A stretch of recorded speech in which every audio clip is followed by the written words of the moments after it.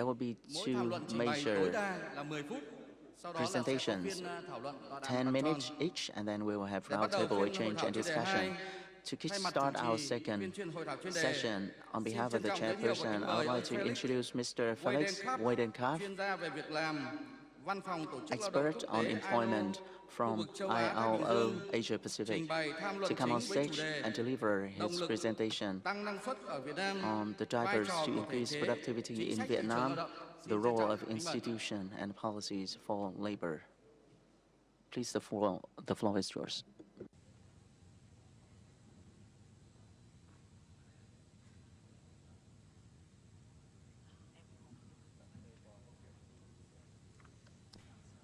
Excellencies, distinguished leaders and panelists, ladies and gentlemen, it's a pleasure for the International Labour Organization to join you today, and the ILO has a long-standing commitment with the government of Vietnam and social partners to promote productive employment and decent work for all. Coming to the central topic of the presentation today is how labor productivity can be further enhanced in the current development phase of Vietnam, and what role labor market institutions and policies can play. You will certainly know the ILO, in collaboration with national partners, currently leads the ILO program on productive ecosystems for decent work in Vietnam, which is also supported by the Swiss State Secretariat for Economic Affairs and the Norwegian Agency for Development Cooperation, and takes a holistic approach to tackle productivity challenges. Now, first, allow me to put labor productivity trends in a global perspective. The figure on the right shows the annual growth rate of output per worker over the last 2 decades globally, in Asia Pacific and in Vietnam. Productivity growth rates globally have experienced a slowdown. So this long-term trend is not only a phenomenon of advanced economies, but also now selected emerging and developing economies, and it makes it challenging to close the productivity gap.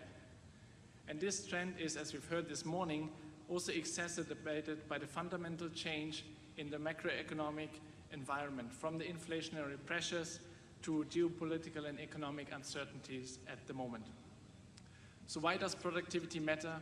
The virtuous circle of productivity, employment, and development is well established, but it's even more important in the context of resource limitations, be it demographic or environmental. So sustained productivity growth is essential to raising incomes and living standards, and can also then lead into higher wages and long-term employment growth.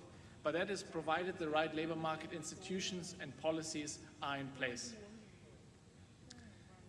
Now, Vietnam has achieved unprecedented rapid economic development in the last decades, accompanied by the growth in living standards, and also as a result of the rapid and sustained productivity growth. And a strong driver of this productivity growth has been the structural transformation, from the shift from the agricultural to the non-agricultural sector of industry and services with much higher levels of productivity. But despite this remarkable progress, the productivity gap still persists, and Vietnam's labor productivity remains comparably lower than several other Southeast Asian economies, such as Indonesia, Malaysia, and Thailand. A key challenge for Vietnam is to ensure that productivity growth and decent work are not limited to a few industries. It needs to be generated across all segments of enterprises and also beyond the FDI. So to create more productive jobs, including in the domestic private sector. This is a situation that is well reflected in the dualisms of the labor market, where on the one hand, we see a growing but small segment of highly skilled labor in formal wage employment, and on the other segment, low-skilled labor in informal jobs with low productivity. On the next slide, Vietnam, you see, is entering a new development phase, where new drivers of productivity growth are needed. The structural shift of labor from agricultural to non-agricultural sectors cannot take place indefinitely. So, as mentioned also this morning, skills, technology, and the shift to production of goods with higher added value will be main drivers of productivity growth in the years to come. But the quality of labor and the functioning of the labor market will be crucial to enable this fundamental economic transformation. And in that context, labor market institutions and policies will need to assume a critical role to support sustaining productivity growth and making it inclusive and job-rich. They're part of an ecosystem that determines productivity growth and working conditions. And of course, this productivity ecosystem requires integrated interventions, be it at the national level, at the sectoral level, and at the enterprise level. Coming to the scope and role of labor market institutions and policies, they of course have multiple functions to promote labor productivity, both by increasing the productivity at the workplace and by enabling access to productive employment. Let me just highlight a few of them here, but the efficient intermediation and matching of the supply and demand for labor increases the efficiency and will be particularly more important as we see more labor market transitions of workers in the years to come. And increasing employability and also its promotion to employment is particularly important at a time when the nature and drivers of economic development are changing. All of this economic development needs to be linked to social justice. Employment itself does not translate into decent work and productive jobs. So a regulatory framework that is conducive and is needed to ensure the fair terms of employment and decent working conditions. And also labor market institutions provide various forms of insurance to reduce vulnerability and importantly also enable workers for geographic and occupational mobility when there are changes in sectors. They're also key that we strengthen inclusiveness and equality. One example that is concrete are proactive policies on employability and labor market access for vulnerable groups such as women and youth. And in addition, also the recent global crises have highlighted to us the important role that labor market policies and institutions can serve as shock absorbers, including through employment retention and income support. Interestingly, as such, these policies and institutions on the one hand require a high degree of stability and credibility, but at the same time, they need to be flexible to be able to change in an agile manner.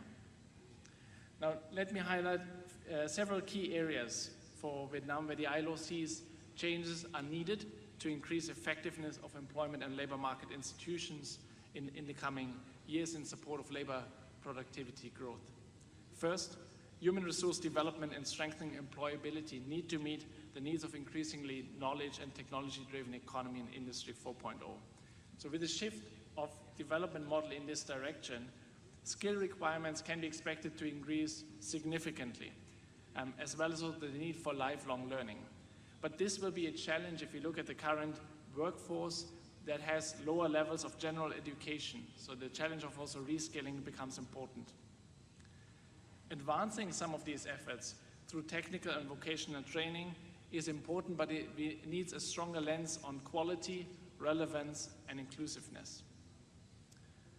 The second point is on active labor market programs, which have a crucial role to play in providing access to productive employment opportunities, and not at least to match job seekers with opportunities as efficiently as possible.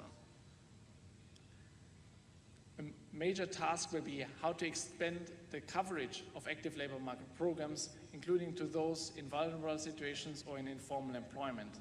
So the complex role that employment services centers have as the main institutions responsible for the implementation of ALMPs needs strengthening, both in terms of the human and financial resources.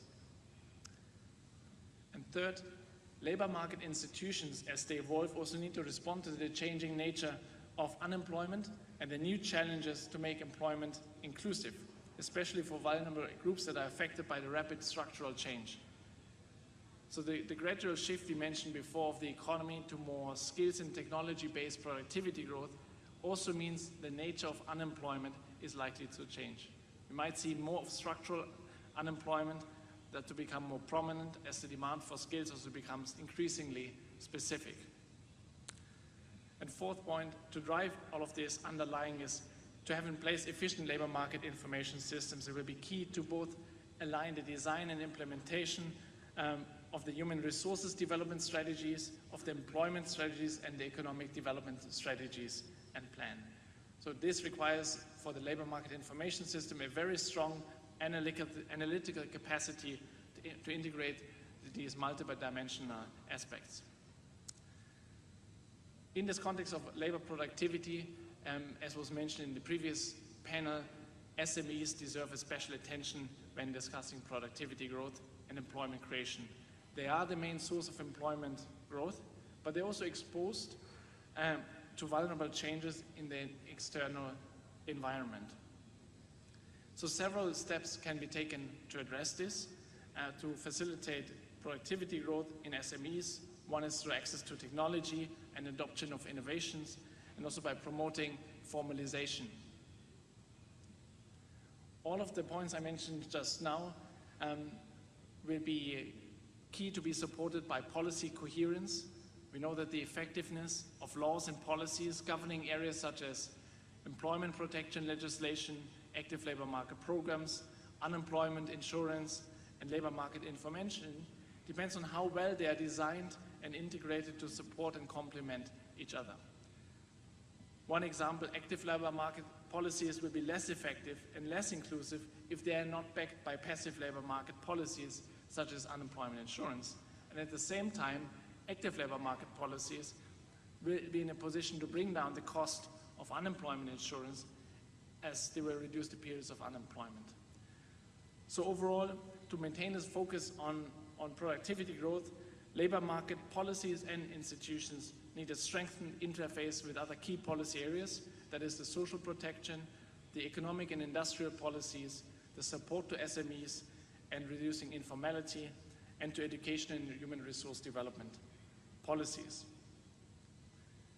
To achieve this and to conclude, all of these initiatives for productivity growth and inclusive development also require the participation and social dialogue that is broad-based, including with the tripartite social partners. The ILO stands ready to support the government, the employers and workers, and looks forward to further collaboration, including in the area of labor productivity. Thank you very much.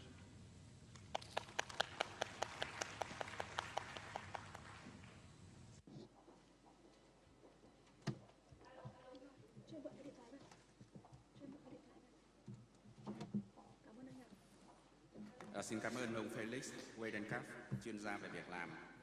Thank you very much, Excellency Felix Weidenkopf, for the comprehensive presentation and characterized by bottlenecks and put forward a series of solutions with high quality, how to enhance productivity in the labor market of Vietnam in the future. Next, I would like to introduce Mr. Nguyễn Đức Hải, Vice Director of the Bank for Social Policies, to present his presentation on social policy credit implementation and ensuring social security. Now the floor is yours.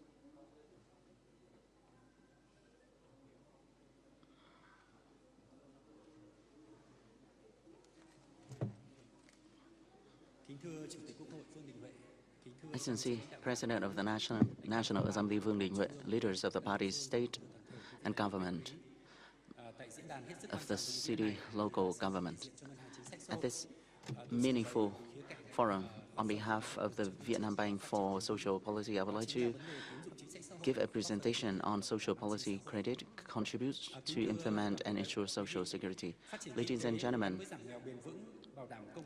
economic development with sustainable poverty reduction, focusing on vulnerable groups, is a consistent policies of the state and the government in developing the market-oriented, socialist-oriented market economy. One of the goals and motivation for sustainable development of the country is to combine economic growth and social justice, limit the gap between the rich and poor, and implement social security policies. One of the most effective solutions is to establish separate credit channels for the poor and vulnerable people under the guidelines of the government, the party, and the state, with the cooperation and the unity. The State Bank of Social Policies have put forward various measures, and now the capital is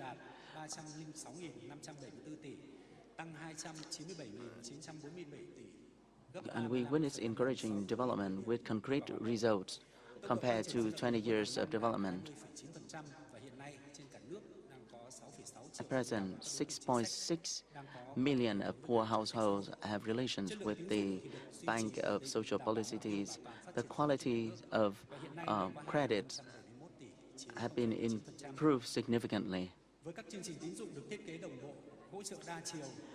All in all, the quality of social policy credit is regularly maintained, consolidated, and improved. Over the last 20 years, the capital has provided support for millions of poor households, supporting 6.5 million of poor households, and provide opportunities for 140,000 poor household members to work abroad.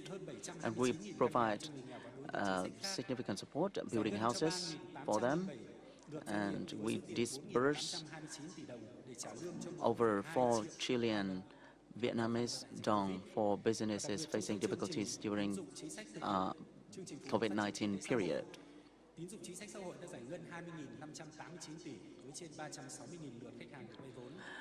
We put forward various measures and have encouraging results. These are the spotlights in the social security of Vietnam. With the support of the party central government, the state governor of the State Bank of Vietnam, so those support plays a decisive role in implementing the social security measures. And we put forward a motto of cohesion. Where the poor households locate, we will be present there. Now, all of those efforts have received significant support and was recognized by the government of Vietnam, and bring about employment and create jobs for the people, and to prevent them from accessing loans with high interest rates. It became an important component in fully realizing the national target program. Second, we've been able to successfully building a specific effective organizational model suitable to the structure of the political system, practical conditions of the country, promoting the role of state management of social policy credit. And we also had success in building and perfecting the organizational management apparatus, promoting the effectiveness and efficiency, organizing unified capital management from the central to local levels, meeting the requirements of organizing and implementing social sciences. And we have put forward effective management methods, creative professional activities, promote the role and active participation of the entire political system in social policy network. And given the attention and support from the government and the state, we have mobilized large and diverse capital resources with outstanding growth and stable growth rate over the years. We have made we have gradually expanding subjects, increase lending levels, and meeting the goal of multidimensional, inclusive, sustainable poverty reduction, and implement criteria for building new rural areas.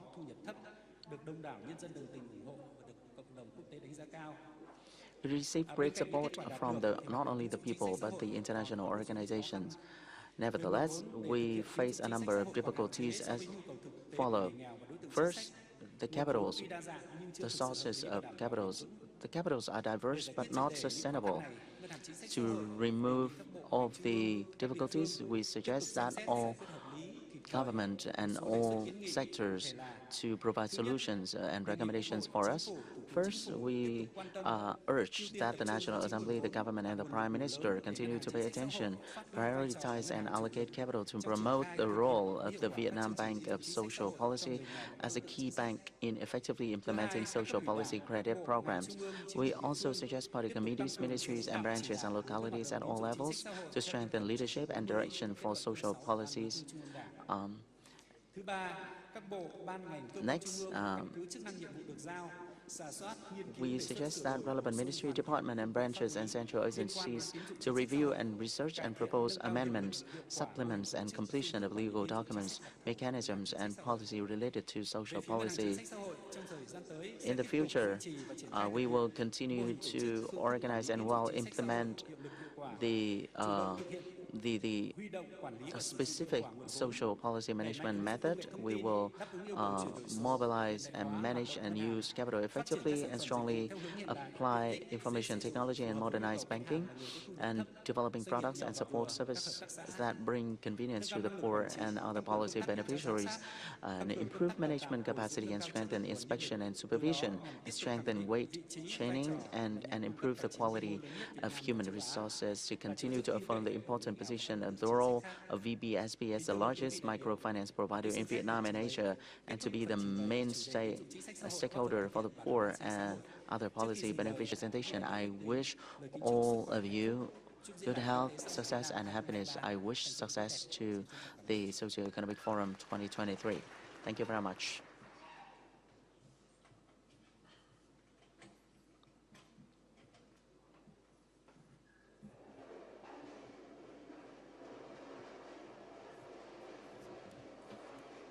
Xin trân trọng cảm ơn phần trình bày của ông Nguyễn Đức Hải. Thank you, Mr. Nguyễn Đức Hải, Vice Chair of the Bank of Social Policy, for your presentation on social policy credit implementation to ensure social security. Ladies and gentlemen, we have listened to two major presentations at the second thematic session. Next, I would like to invite all delegates to move to the roundtable exchange and discussion.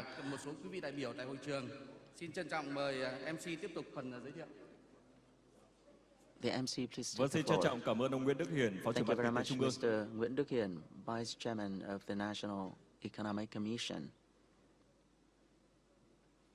Thưa quý vị, và tiếp theo chương trình, tôi xin trân trọng giới thiệu và kính mời các quý đại biểu sau sẽ lên khu vực bàn tròn tọa đàm. Ông Đặng Thuần Phong, Phó chủ nhiệm Ủy ban Xã hội của Quốc hội. Ông Nguyễn Văn Hồi, Thứ trưởng Bộ Lao động Thương binh và Xã hội. Ông Nguyễn Văn Sinh, Thứ trưởng Bộ Xây dựng. Ông Mạc Đình Minh, Phó Giám đốc Sở Xây dựng thành phố Hà Nội. Ông Jonathan Pincus, chuyên gia kinh tế quốc tế cấp cao của Tổ chức Phát triển Liên Hợp Quốc UNDP tại Việt Nam. Bà Nguyễn Lê Hoa, trưởng phòng nghiên cứu năng suất Viện Năng suất Việt Nam. Và xin trân trọng kính mời ông Nguyễn Đức Hiển, Phó trưởng Ban Kinh tế Trung ương sẽ điều phối phiên trao đổi thảo luận bàn tròn này. Xin trân trọng kính mời. Shall be the coordinator and facilitator at this roundtable exchange.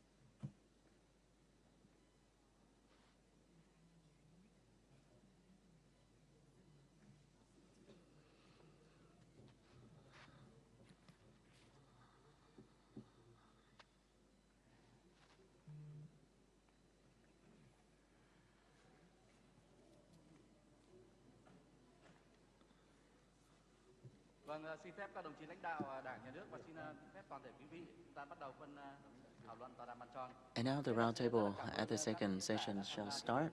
Thank you very much, all of the speakers, for being here. We will touch upon two stories. The first is enhancing productivity, and the second, recommendations for ensuring social welfare in the future. We do not have much time, so each answer should be within 4 minutes. Please focus on policy recommendations. First, regarding productivity, through the presentation of ILO, productivity is very important. The Nobel receiver in 2008 said that productivity is not everything, but in the long term, productivity is almost everything. So in the socio-economic development strategy of Vietnam 2021-2025, productivity of labor is expected to reach 6.5% annually. Nevertheless, the result over the last 3 years, 2021 until now, 2021, 4.7%, 2022, 4.6%, and it is projected that in 2023, it will hit 3.77% to 4.5%. So if we look at the period of 2011 to until 2022, the average of 4.5% higher than other countries in the region, such as over the last 12 years, Malaysia, the figure is 1.4%, Thailand 1.9%, Singapore 2.2%, Indonesia 2.8%, the Philippines 3.2%. Nevertheless, Vietnam is ranked higher. However, compared to the goal, we did not reach the goal, and therefore the long-term goal to become high-income middle country and high-income country with the important milestone of 2045, it will be challenging for us to achieve the goal. So I would like to delegate the first question to PhD, to Dr. Nguyễn Lê Hoa, Vietnam Productivity Institute. What is the main reason for the productivity in 2023 and also over the last 3 years under the impacts of the pandemic and economic downturn? We did not reach the goal of boosting our productivity. And what are the solutions in the new context? The floor is yours. Leaders of the party, state, and the government. When we talk about productivity and the growth of the productivity not meeting our forecast, there are objectives and subjective reasons. According to the research by Vietnam Productivity Institute, I would put forward 4 major reasons which need necessitating major solutions in the future. First, even though the policies of the state focusing on economic restructuring and transformation over the years have made significant impacts to the socio-economic development of Vietnam. Nevertheless, productivity in each sector did not meet expectation. The sector contributing highly to GDP witnessed stagnant development. Therefore, industries not having sufficient support have become an obstacle to reduce the productivity of the whole economy. Second, in the context of digital transformation, nowadays the quality of labor do not meet the requirements of the market. In Vietnam, we lack high quality and professional laborers, and they do not meet the new requirement of digital transformation. 3, the allocation of labor of Vietnam in the non-traditional sector remain high, 65%. In this sector, the salary is not stable, and it's difficult for them to have access to technology, to innovation outcomes. So those are the obstacles in the overall development. 4th, the private sector of Vietnam contributes significantly to GDP growth, 46%. Nevertheless, most of enterprises and businesses characterized by small size and small scales, it's difficult for them to improve productivity and also to apply science technologies and innovation to bolster the development. Therefore, over the years, I see various policies of the party and the state in improving the productivity of Vietnam, from the economic restructuring policies and the change of the reform models and ways and means to bolster innovation and enhance productivity. However, the way to execute the policy are stagnant. and not in uniformity. The program to support productivity for the enterprises do not receive the enthusiasm from the enterprises and businesses themselves. I propose that in the future, the productivity enhancement program at the national level should be strengthened. I would like to propose 3 major highlights as follows. First, the focus and the connectivity and collaboration with relevant parties from the central government, ministries and local provinces should be synchronized and in harmony. There are various policies to support enterprises to enhance productivity. However, we need to have a comprehensive review to make sufficient adjustment in the future. Second, we need to create favorable conditions and provide synergy to the private sector so that they will play a bigger role in enhancing the productivity and contribute to the enhancement of productivity at the national level. Third, we need to enhance the capacity for the implementation of policy aimed at enhancement of productivity. We should focus on areas and sectors which using a lot of labors and with high quality, and these will have a ripple effect and spillover effect to encourage businesses and enterprises to fully participate in the national advancement program. Thank you very much. Thank you, Dr. Lê Hoa. Your discussion have touched upon 4 groups of solutions, focusing on 3 key areas with a lot of noteworthy thoughts. I would like to tell you and the leaders of the State National Assembly that we've got a national plan 2020, but only 2 years later we have a plan of action to implement these resolution on improving productivity. The truth is that we need a plan for implementing, and there is a saying that goes along the lines of good productivity governance means action. That is one of the most interesting and some of the best slogans that I see here. Now I would like to pass the mic to our international expert, Mr. Jonathan Pincus. What is your experience? What's the best international practice on improving the productivity of the economy? What do you think are the core policies for Vietnam in this regard? Thank you. Thank you very much, and thank you, His Excellency, the President of the National Assembly, and assembled leaders and delegates.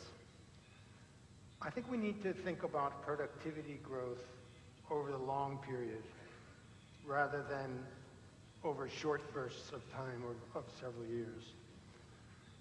So if we turn to the example of some of the neighbors in Southeast Asia, as Mr. Hien was saying earlier, Thailand and Malaysia achieved productivity growth of 5.6% per annum and 7.3% per annum over the period of 1989 to 1997, to the time of the East Asian financial crisis. But after that time, productivity growth slowed down in both countries. Now, if they had been able to sustain productivity growth at the same level that they had prior to the East Asia financial crisis, they would have had per capita incomes of $17,000 and $18,000 per person, respectively, which would have included them among the most successful examples of economic development in the history of the world after the Second World War. But they did not. They slowed down particularly after 2000. And in fact, if we look more widely around the world, we can see that over the past 50 years, there have only been 11 countries that have managed to achieve half of the labor productivity level of the United States, which is the global technology leader. 8 of those 11 countries are members of the European Union, which leaves 3 additional countries, which are Taiwan and Korea, and Panama being a special case. So we can see that it's actually quite rare for countries to sustain productivity growth over a very long period of time. And that's why we talk about middle income trap. Now the common threads linking those 10 countries that have managed to achieve productivity growth over a very long period of time is that the first thing is that they are all very successful exporters, which have leveraged foreign demand for their products to increase the scale of operations in manufacturing particularly, but also in agriculture and services. Domestic markets, even in very large countries like China and India, are simply too small to enable domestic industries to achieve increasing returns to scale. And one of the lessons from the theory of economic growth is that the most rapid sources, the most important source of productivity growth over the long period is increasing returns to scale. Now, 8 of those countries achieve that through membership of the European Union, and the other 2 countries achieve that mainly as successful manufacturing countries of East Asia. After 2000, export growth in Malaysia and Thailand slowed down, as it did in Indonesia. Partly this was because of competition from China, because of its very deeply integrated foreign direct investment, domestic investment in a range of integrated industries servicing primarily export markets. But there are other reasons as well, aside from competition from China. The main reason is that these countries, particularly the neighbors in Southeast Asia, failed to upgrade their growth strategies when they reached middle income status. So they continued to pursue a growth strategy that was largely based on low-cost exports and failed to implement what would essentially be a national innovation system to consistently upgrade the technological capabilities and content of their domestic industries and their exports. And that is what essentially separated China from these other countries.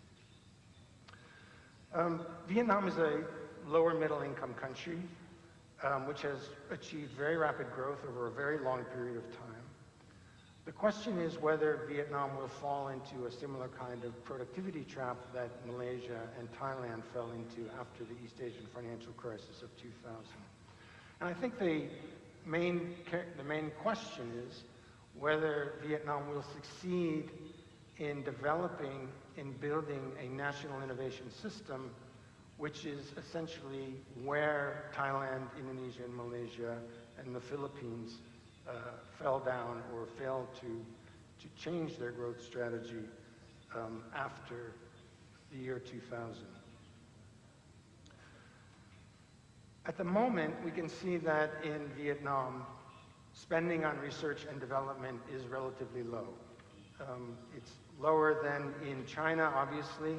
It's about 1/3 of the levels in China, and it's half of the levels in Thailand and Malaysia. So spending on research and development, particularly in the public sector in Vietnam, is still very low. Moreover, public sector research institutions are not yet incentivized to work very closely with the private sector. This is partly because the private sector, the exporting private sector, is largely consists of multinational firms, of international firms, and as Dr. Hua just said earlier, domestic firms are overwhelmingly very small and unable to really undertake much in the way of innovation and research and development. So a big problem in Vietnam is spending on research and development, but also this problem of the missing middle. In other words, the absence of middle-sized domestic, particularly middle-sized domestic private firms that are in a position to innovate and make use of the innovations developed both through public sector institutions and private sector institutions. Another problem that we've seen in Vietnam in terms of the national innovation system is relatively weak coordination between central government and local government in terms of the spending on research and development and also spending on training and higher education. Resources are very thinly spread over a very large numbers of agencies and local authorities and not sufficiently concentrated or strategic. So there are two problems. One is spending on R&D is very low, and the second, the spending that we do have is very widely dispersed, largely in a very large number of small projects, which limits the impact of spending. And before I conclude, I'd like to say a few words about higher education.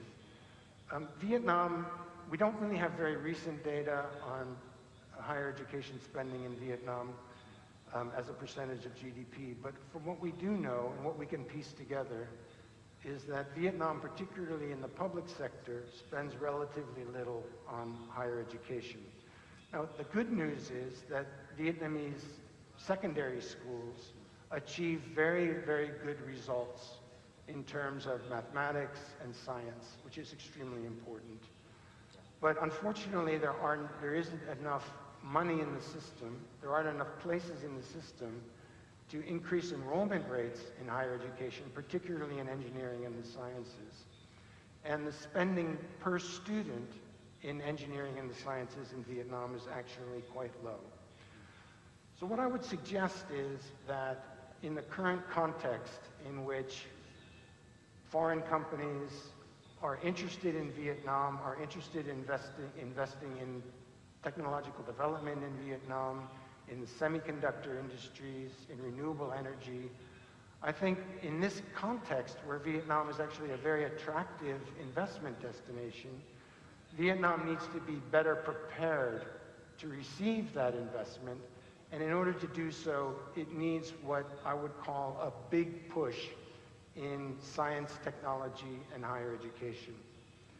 That, for me, is the secret of how Vietnam is going to be able to sustain productivity growth over a long period and to be able to upgrade its technological capabilities. There is some good news in higher education. Vietnam is one of the largest sending countries to the United States and to Europe in terms of overseas students. So Vietnam, which is a relatively small country, is actually ranked 5th in terms of the number of students attending universities in the United States. That's an advantage because it means there are a lot of highly skilled technologists and scientists out there that need to be attracted back into Vietnamese universities and Vietnamese research institutes.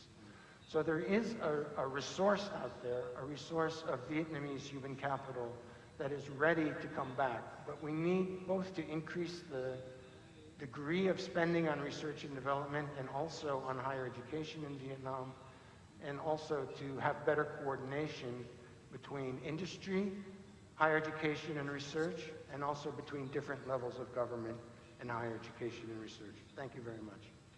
Vâng, cảm ơn ông Jonathan Pincus. Thank you.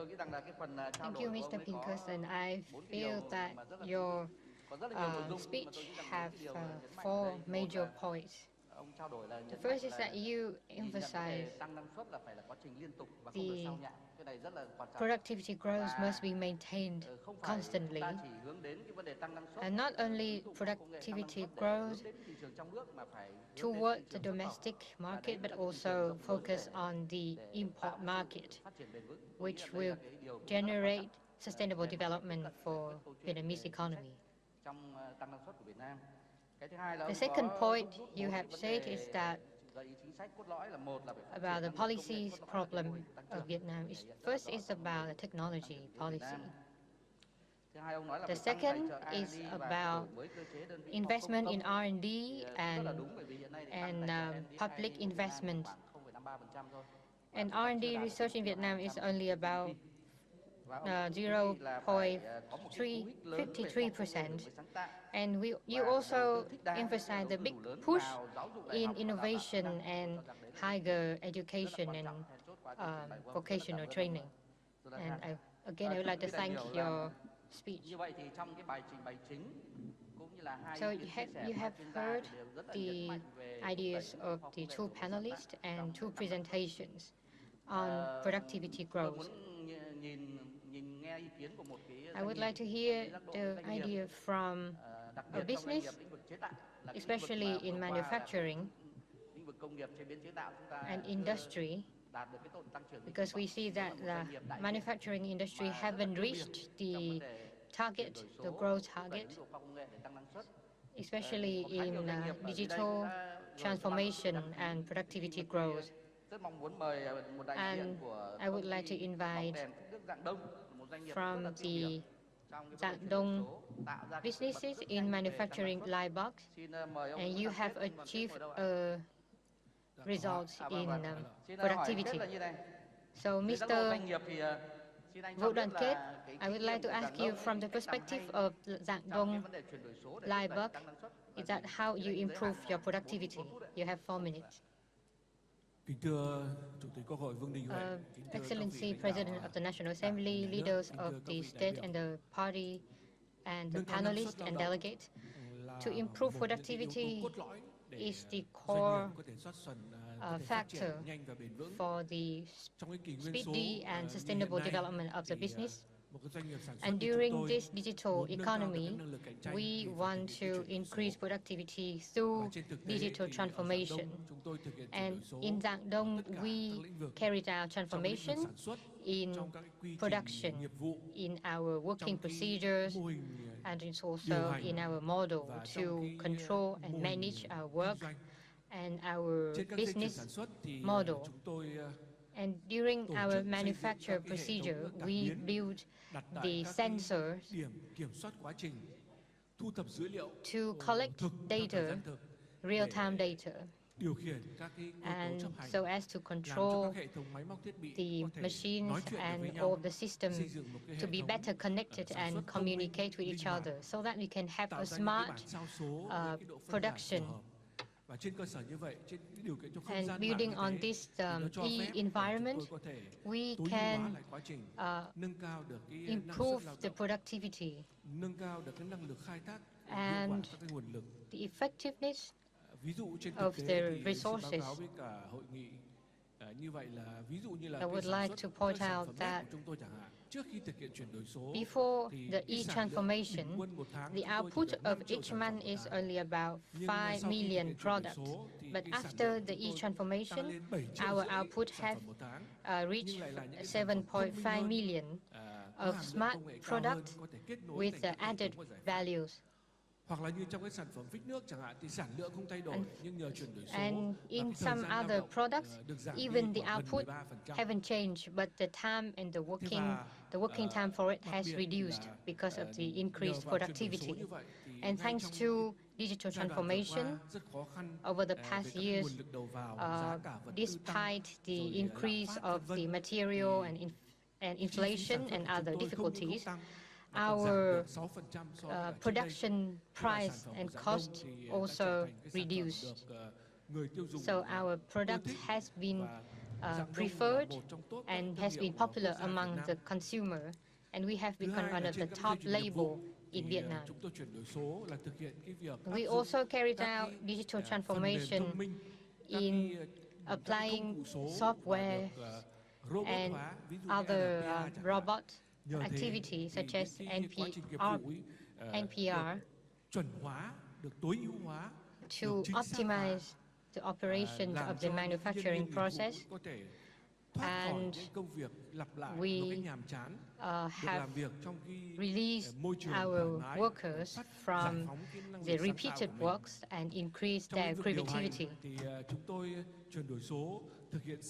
In the control and management, we have built a common network of information through MS Team and e-office, so that all the information will be put in the online platform, so that all of our divisions are connected and synchronized.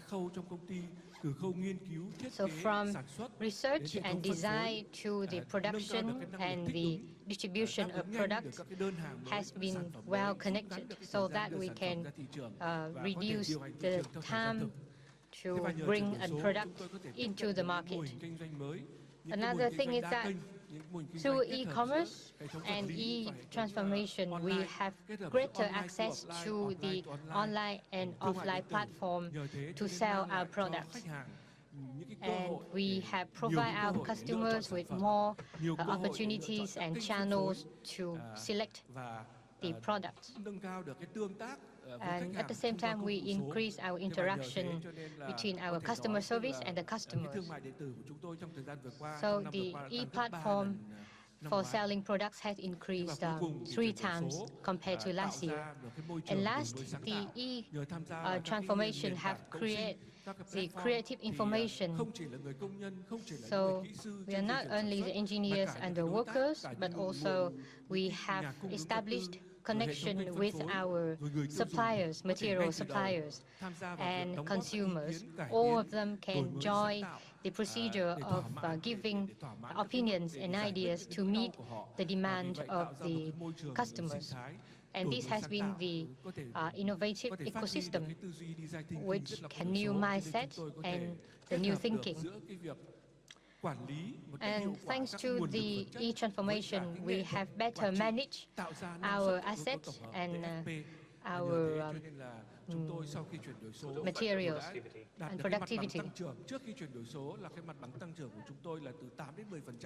And before e-digital transformation, our growth rate only about 10%, but after the transformation, we have increased the growth rate to 12 or 20%.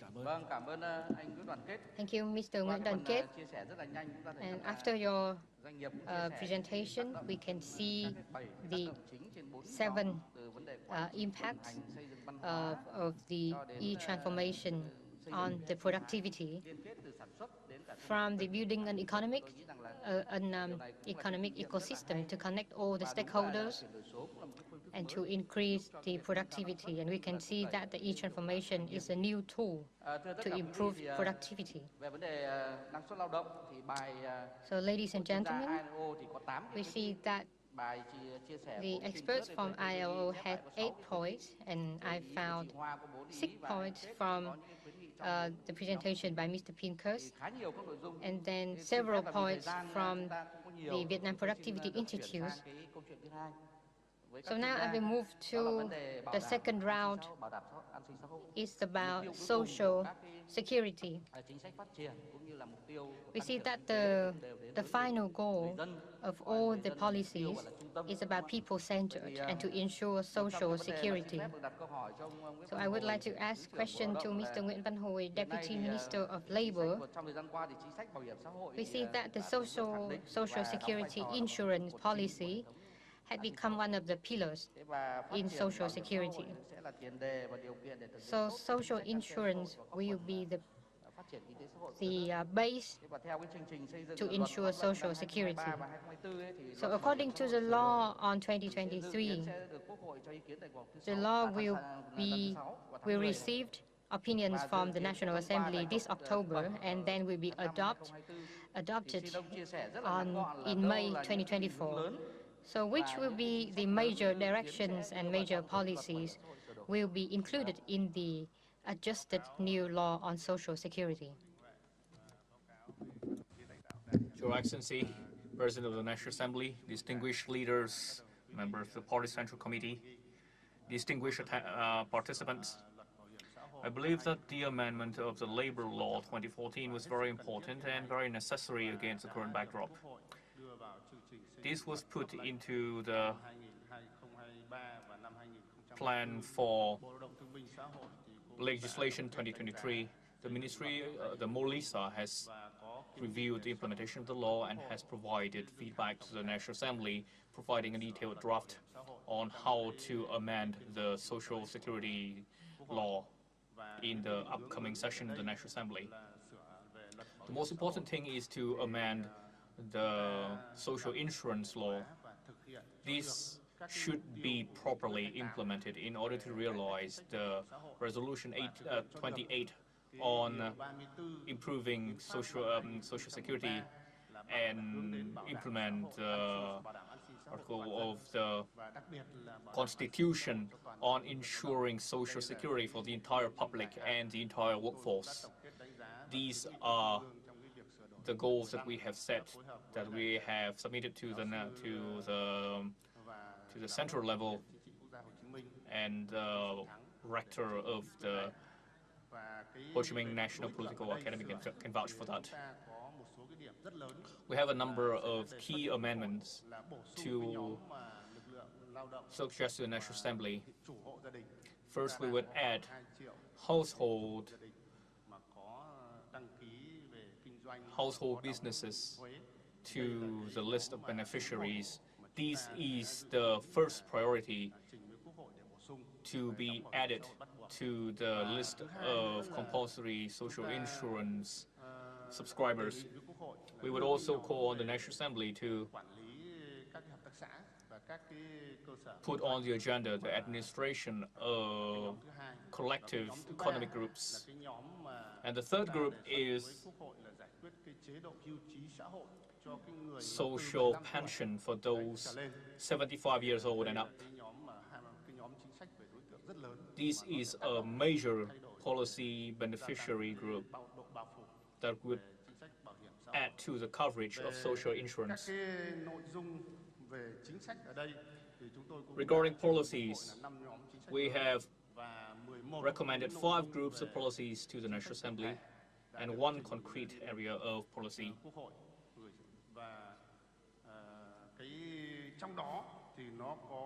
And out of this, there are major policies, most notably being the amended payment scheme and payout scheme for insurance, and the rules regarding revenues and expenditure for insurance, what to do when there are people who avoid paying insurance, and the 4th issue regarding the withdrawal of money from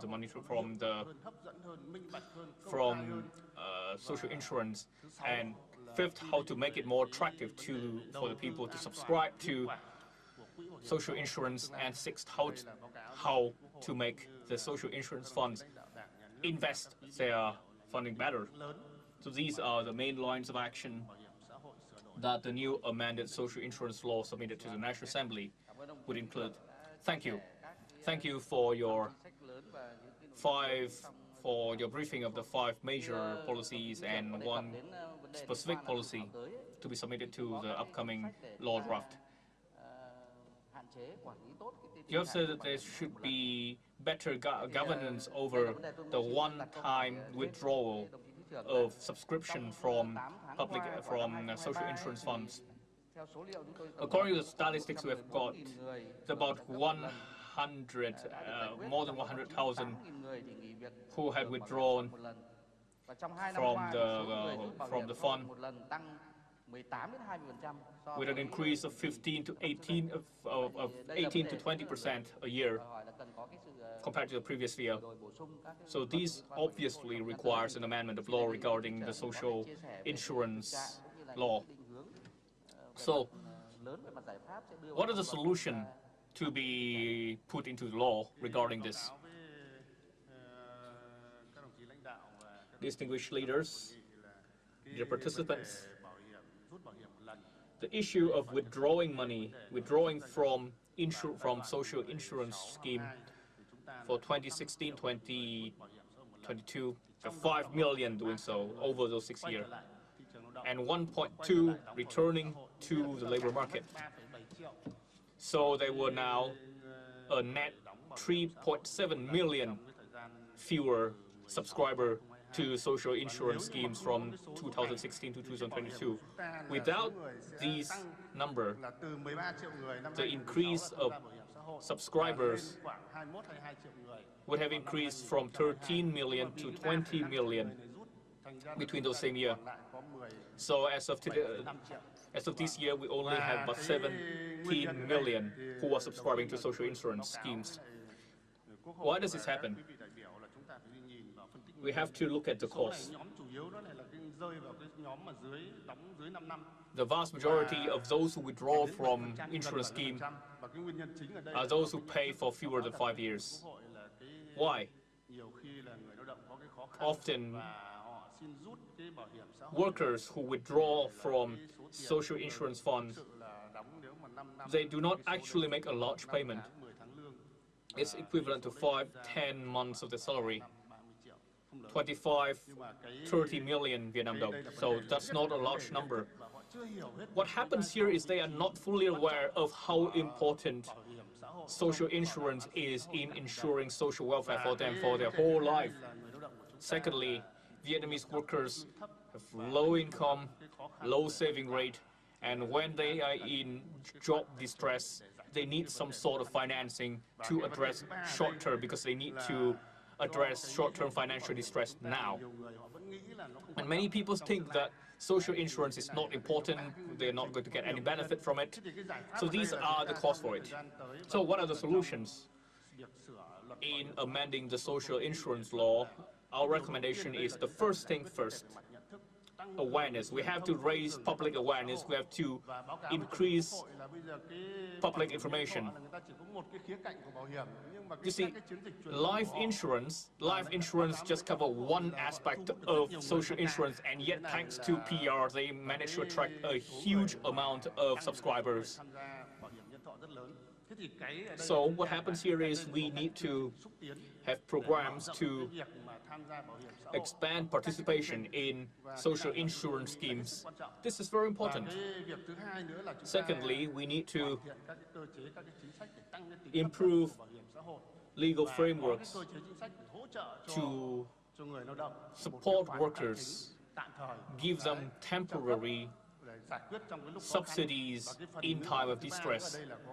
And for the third issue, we need to have policies to give workers easier credit so that they can address difficulties and distress that they encounter in everyday life. We also need policies to attract more workers to contribute to subscribe to social insurance schemes, perhaps by reducing the maturity date from 20 years to 15 years, and also provide them with other benefits so that workers can rest assured when they participate in social insurance schemes.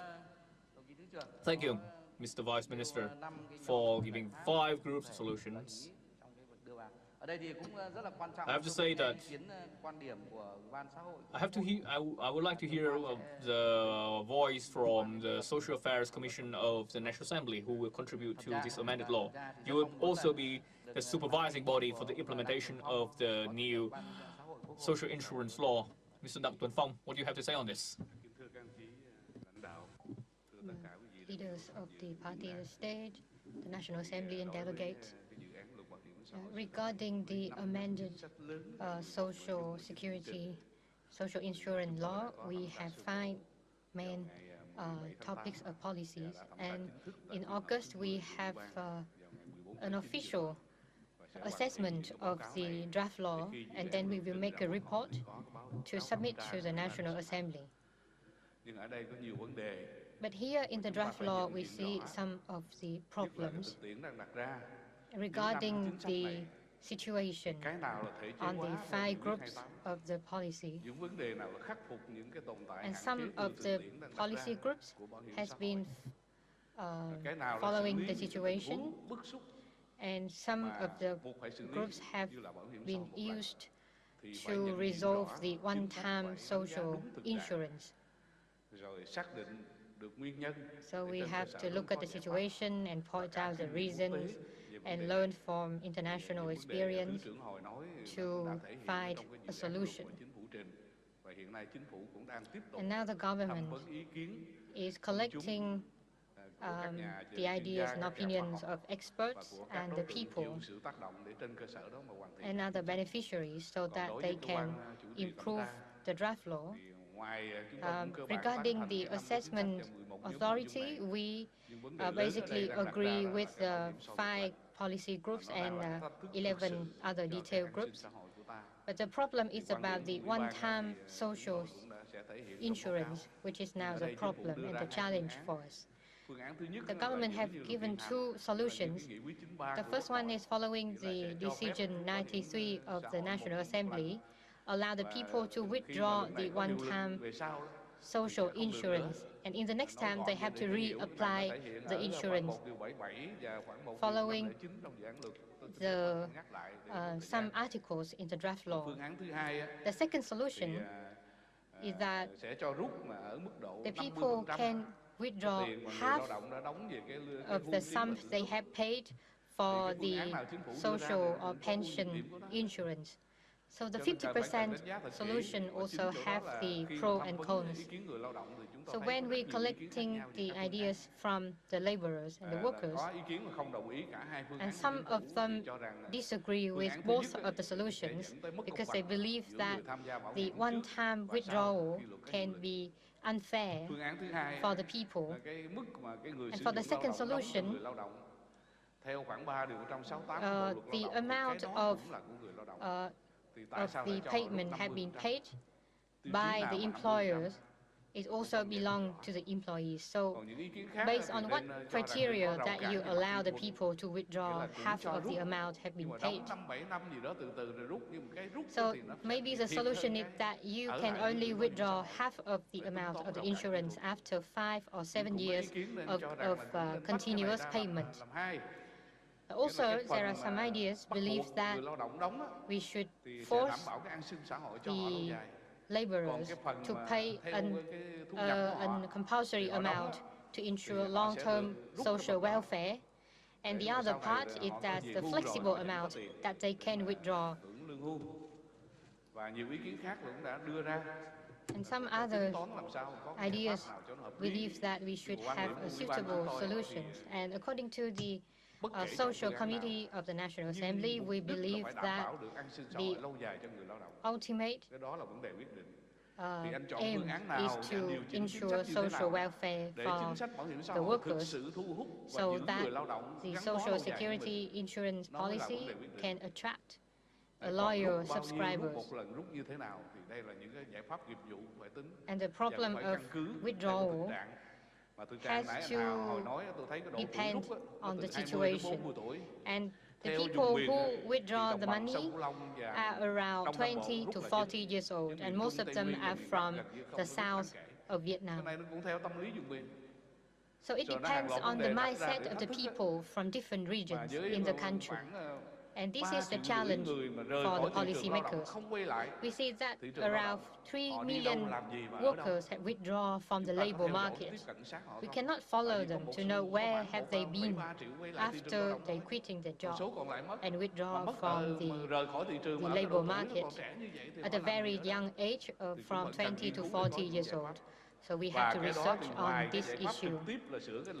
And besides from changing and adjusting the law on social insurance, we should have another solutions in terms of credit to provide for the people when they have job distress. And we also have the policy to ensure stable and decent jobs for the people so that they won't encounter difficulties to the point that they have to withdraw the money from their social insurance.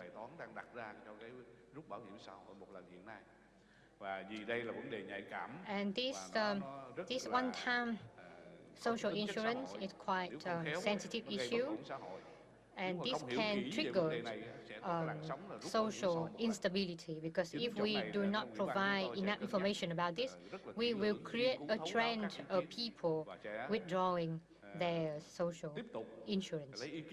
So we will have to continue to collect and consult with the experts and the people to find the best solution for the social security insurance.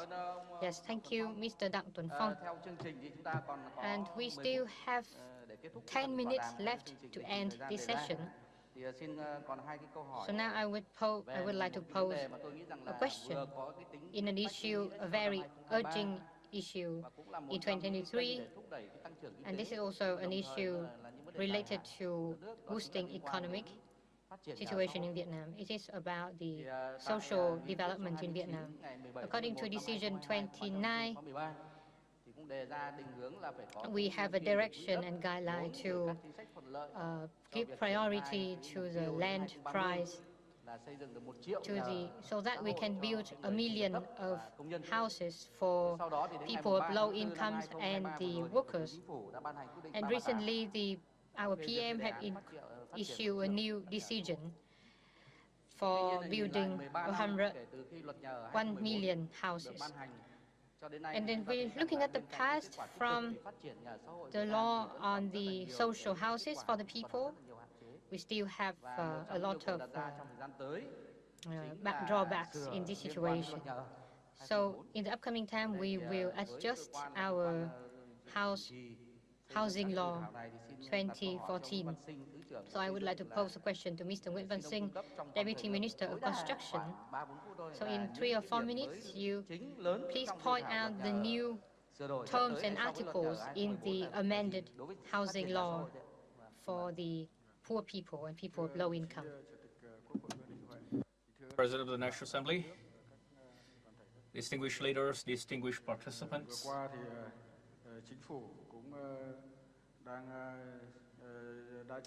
The government has submitted to the National Assembly a draft amended law on housing 2014. This has received feedback at the 5th session of the National Assembly, and this would be adopted hopefully by the 6th session of the National Assembly. In the draft submitted by the government to the National Assembly, there are 8 groups of policies, including a very important group of policy regarding the development of social housing. With the present law draft, the government has provided leadership on making sure that the amendment of the social housing law must be consistent with other laws, including land law, construction law, and all the rest of it. We also need to reform the policy framework, the administrative procedures in this regard. We must also unblock resources, including giving access to businesses to be part of the investment into social housing projects. For the current law draft, the government has generally received consensus from the National Assembly on this regard. So this apparently is an area of policy receiving a lot more priority. There has been a number of key amendments in the new law draft, but I would like to just stress a number of key policy measures in the amended law draft. First, the draft included 2 groups of policies: social housing for workers in industrial parks, including housing and dormitories. And the second group is social housing for the armed forces. So on top of low-income groups, there are 2 new groups of beneficiaries. The second topic is land allocated for social housing development. We have only been setting aside 20% of land for commercial housing. The government, taking this in mind, will be tasking the local people's committees with setting aside enough land for the development of social housing. The People's Committee at the provincial level is authorized to put aside 20% of land for commercial projects to develop social housing projects going forward. So I think that these would be a very important way to provide more land for the development of social housing. This law draft also clarifies preferential policies for investors who are involved in the development of social housing. This would hopefully incentivize more investors to be part of this sector. Accordingly, they will be waived land use fee. They will get a 10% dành 20% các cái diện tích tax đất thương incentive mại dịch vụ để đầu tư các cái tiện ích cũng như and các cái dịch vụ thương 20% mại of land set phục vụ aside cư dân would trong be các cái khu vực dự án của mình. given to the development of projects and amenities for residents of the areas in which they were developing. Với lãi suất ưu đãi, They will thông also qua hệ thống các ngân hàng thương be mại, eligible cũng như là for ngân hàng chính sách preferential xã hội loans để through đầu tư commercial phát bank triển nhà xã hội. and social Vấn banks đề thứ tư là for the development vấn of these đề projects. là, đối với cả đối tượng được thụ hưởng các cái chính For sách beneficiaries of thì social trong dự housing, thảo lần này thì cũng đã có sửa đổi. we have Theo also cái hướng thứ nhất là ta cũng amended giảm bớt các these. cái thủ tục. First, Đối với, to trong việc reduce là xác định administrative đối tượng mua. procedures Ở đây to thì, thứ nhất là cái for điều kiện, eligibility of xác định đối tượng beneficiary. mua. Thì trước đây trong dự thảo thì có 3 tiêu chí. Previously, Đó there là were tiêu 3 chí criteria về to cư see trú, if you tiêu are chí về eligible, thu nhập và tiêu chí về residence, nhà ở. income, Thì dự and thảo whether lần you này already have a bỏ house tiêu ready. chí về We will cư now trú. Thì chúng take ta out, xác định đã là in the người new công draft, dân there Việt will Nam. no longer be a Đã là công dân Việt there will no Nam longer thì be đã an phải eligibility nếu như đủ các điều criteria kiện về thu nhập of cũng như là điều kiện residence, về nhà because ở. as long as Cái you điều are a kiện về thu Vietnamese nhập nhà ở citizen, thì you dự thảo lần and này you are in the right cũng income có bracket, một số những cái điều chỉnh you would theo be hướng eligible to sẽ social xem housing. xét là mở So rộng this is something that we are looking thu nhập, into.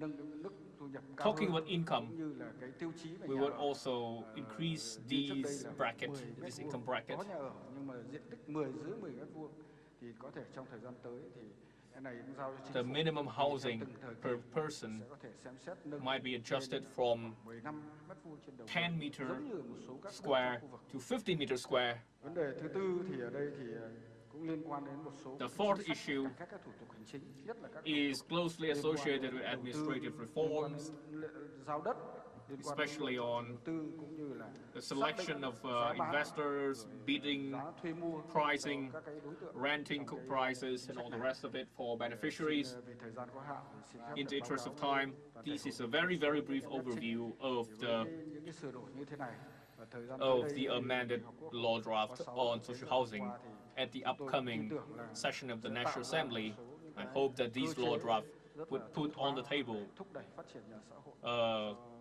better policy framework to provide housing for urban beneficiaries, public servants, and workers at industrial parks. Bây giờ tiếp theo câu Thank hỏi you. là xin dành cho một đại diện một địa phương. Next question Bởi vì là for a để triển khai phát triển locality. nhà xã hội thì cái vai trò triển khai của địa phương rất là quan trọng. To develop social housing, it's very important to the role of the locality is very important in managing land and all the rest of it. Câu hỏi dành cho ông Mạc Đình Minh. Mr. Mạc Đình Minh, Xây dựng Hà Nội. Thì ông đã nghe head of the Construction Bureau of Hanoi. You have heard 4 groups of solutions, 4 big groups of change. 1, more beneficiaries. 2, more land access. 3, incentivizing policies for investors. And 4, better policies, better administrative procedures. Let's not talk about Hanoi. From the perspective of Hanoi, do you think all of these draft is online? Do you think, as someone living in Hanoi, do you think that is enough? Do you think there need to be more policies to govern this? Your Excellency, President of the National Assembly, distinguished leaders, distinguished participants. According to the Housing Development Plan of Hanoi 2021-2030, the goal of Hanoi is to develop 6.8 million meters square of social housing. This is a huge target set by the city of Hanoi. To this end, the advice given to policy advice, especially regarding the attracting more investors from all economic stakeholders, is very important. Hanoi has provided direct feedback on this. Our recommendation, we have 3 policy recommendations to attract more investors. And first, we have to reform our administrative procedures, especially contractor selection. If we select bidders according to the bidding price, we need a separate criteria applied to bidders for social housing projects. In a number of countries, to my knowledge, after evaluating the eligibility from legal personhood to financial readiness of the bidder. Bidding is taken through drawing of lots. This takes 1 to 2 months. But according to the bidding laws, it would take 1 year to 2 years. So this is one solution possibly to fast-track investment. Second, the land use fee collected from the development of social housing versus those collected from commercial housing projects. I think the paragraph 3, Article 81 should be amended so that this revenue can be put into the development fund of the locality. This would help to help the public gain better access to this. The third policy instrument in place is very important, in my opinion, regarding providing incentives for investors. We already had a rule, a 20% rule. Decree 35 of the government have also taken this out of it, this 20% rule. But I think that this rule should be reserved to the development of commercial housing within social housing areas. This would help to reduce costs. This would help to keep buying price down. And I think that this would continue to be implemented. Fourthly, related to the third group of solution, we should increase the allocated profit for investors participating in social housing projects. We have set this rate at 10%, but in the implementation of projects in Hanoi, we find that this should be increased to 15% from what we hear from investors. So these are the solutions that I have come up from the perspective of Hanoi. And if we could do so, I believe it would help to speed up the development of social housing in Hanoi and nationwide as a whole. Thank you very much. Thank you for your recommendations, and I believe that Ministry of Construction will be the contact point to collect the ideas from Hanoi and other localities to improve the draft law. Due to the shortage of time, I have 2 minutes to sum up all of the main points that we have been presented. So first is about productivity. There are 2 main groups related to productivity that I wish to present to the leaders. The first is about, in the short term, this year, 2023, we must focus on policy to create the foundation for productivity growth. We must focus on investment in technology and science, and we have utilized the savings from the state budget, so the government should ask from the permission of the National Assembly to use these savings from the state budgets to use on science and technology or education.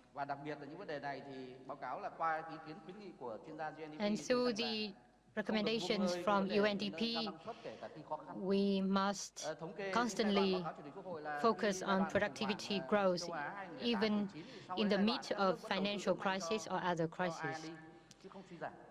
Because other countries, as we see, they are constantly investing in R&D.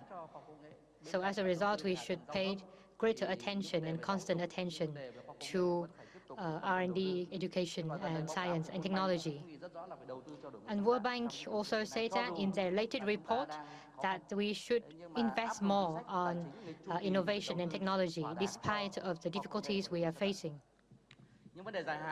In the long-term run, the experts and panelists also speak about the internal economic restructuring, and we have to have a growth model based on technology and innovation,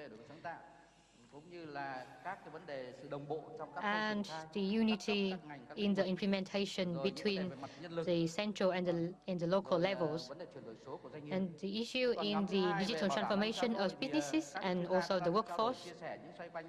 The second point is about the social insurance policy. We must adjust the policy to improve and put more people in the beneficiaries of the policy. And we must also limit the situation of one-time withdrawal of the insurance. Regarding the social housing, we have 11 recommendations in 4 groups related to the beneficiaries, the land, the criteria for the beneficiaries, the incentives for the investors, and so on. And through all the discussion, we believe that the organizers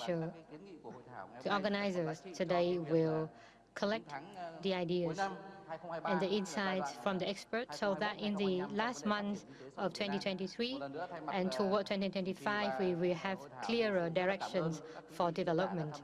And once again, I would like to thank all the panelists and the experts for your sharing today. Vâng, xin trân trọng cảm ơn ông Nguyễn Đức Hiển, Phó trưởng ban Kinh tế Mr. Trung ương Hiển. và các vị khách mời diễn giả đã tham gia tọa đàm. The panelists. Và kính thưa các đồng chí lãnh đạo, kính thưa các quý vị đại biểu Ladies khách and quý, sau đây gentlemen, sẽ là leaders, thời gian nghỉ trưa và now ban tổ chức we xin will trân trọng go kính mời to các đồng chí lãnh đạo chúng ta sẽ cùng di lunch chuyển break. về We vị will trí move phòng ăn theo to như trên giấy the mời. Và cũng xin trân trọng kính mời các quý vị đại biểu chúng ta room sẽ dùng cơm trưa tại tầng 3, phòng 313. on the Và kính third mời toàn thể quý floor, vị room chúng ta sẽ quay trở lại hội trường vào lúc 13 giờ 45 và chúng ta sẽ bắt đầu phiên toàn thể tọa đàm cấp cao với chủ đề tăng cường năng lực nội sinh, kiến tạo động lực cho tăng trưởng và phát triển bền vững. Xin trân trọng cảm ơn. Thank you.